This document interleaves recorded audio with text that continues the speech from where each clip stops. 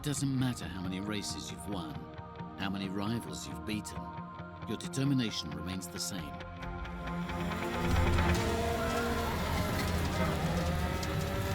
It's a dialogue with the track, the rumbling, and the vibrations. Pushing it right to the limit, trying to understand if you can take yourself even further.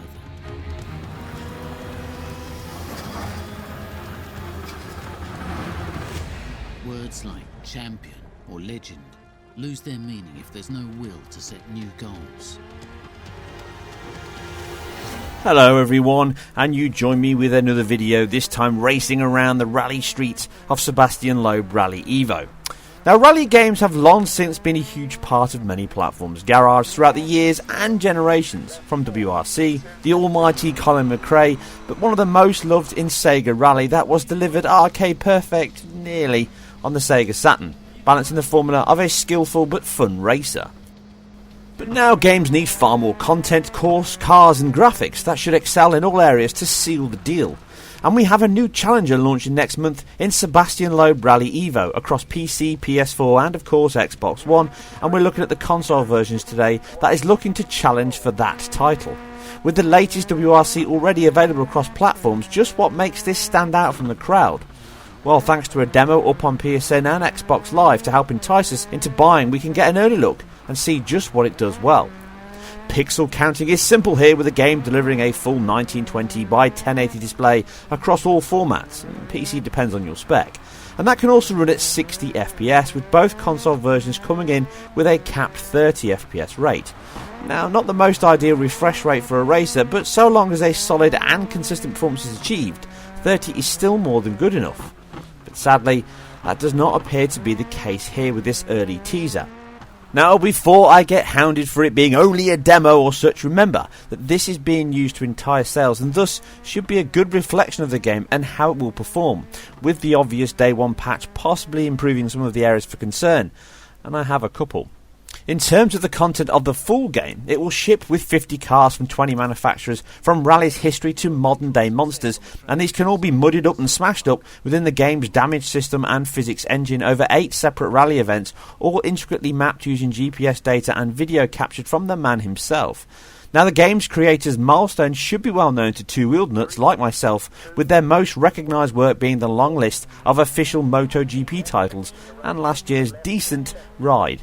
But 2 more wheels have been added for its next creation, with a more uneven path taken in both creation and circuits. It is aimed more at a simulation than an arcade racer, along with the lines of Sega Rally, and it is here that I feel the first issues arise. The co-pilot instructions are good and they work well enough if you're aware of the grammar in use, with the 3 cars in the demo handling varyingly enough to make a change. But it is in the collision system, terrain, damage system and gears that can feel off at times. The tight layout of the rally sections is much easier for me to play. Like all racing games, to be honest, from a first person view I can see, react and sense speed much better that way. And this helps alleviate some of the handling issues, but far too many times you get stuck in the smallest of ruts, flinging up mud like a dog burying a bone. Also, the physics in crashes feels far too light and almost balloon-filled, as your car can flip and roll at sometimes the slightest provocation. Runoffs are short and barriers so thin as to mingle in with the poor quality trees, bushes and crowds, making it much harder to avoid crashing into them, and it can stop you dead in your tracks and the race. The low quality assets continue with the textures, as aside the decent but not groundbreaking cars, the scenery is quite flat and bland looking. Time of day helps with dust the prettiest, adding an orange tinge to sky and car reflections, improved with some bloom through the trees, but it never really impresses and looks clean but serviceable. The engine is used more in the open dirt area and is the most fun course of the two, although my love of track racing does sway my judgment more here as I'm more used to that. And the handling, although still not great, does work better here with the use of handbrake and power, enabling much better control within the wider track design.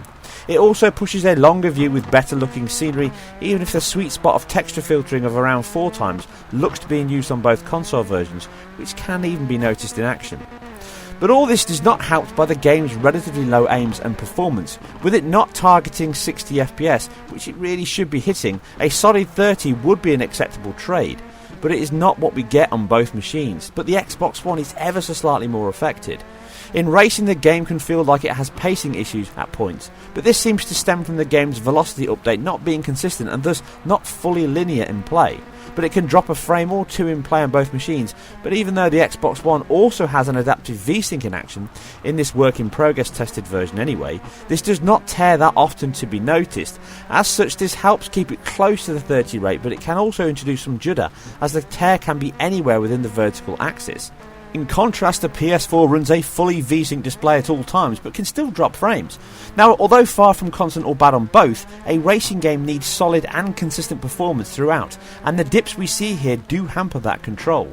Night sections can be worse with the dynamic lighting system including shadows, but it is in the replays where performance takes a huge dive. Although not affecting the racing, it does show that the game could do with some more attention on its performance. With these using more post effects, including an extreme almost PS2 era motion blur as it jumps between camera shots, the PS4 can drop to lows of 16 briefly, and the Xbox One even lower to 14. But it is in the very often 20 FPS or 50 millisecond moments throughout the replays that are the worst, and just remove the shine from a decent looking car model in full flow. Now, although it is not a huge or constant issue, the signs are clear that the final release will need and may deliver improvements over what we are seeing here. But with this being the appetizer Milestone have put on the table to entice you to dine, many may feel that its presentation needs more work before taking a seat. As always, I hope you guys and girls enjoyed this. If you did, then please hit the like and subscribe button, as it really helps me immensely, and I appreciate each and every one of you kind folks that does. Also, check out my new website for more information on this article and all my others with new content coming up.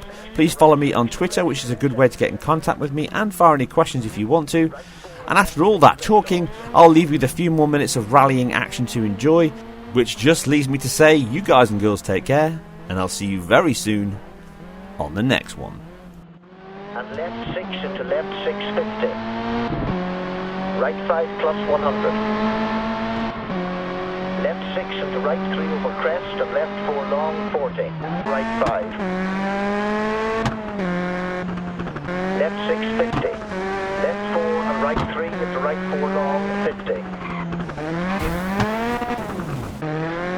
And right 3 plus into left 5 110.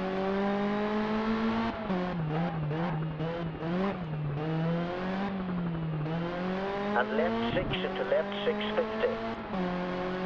Right 5 plus 100. Left 6 into right 3 over crest and left 4 long 40. 40.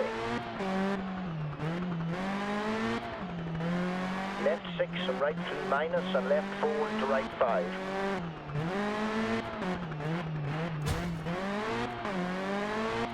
Left 650. Left 4 and right 3 into right 4 long 50. Left 3 long 70. Right 3 into left 4 90.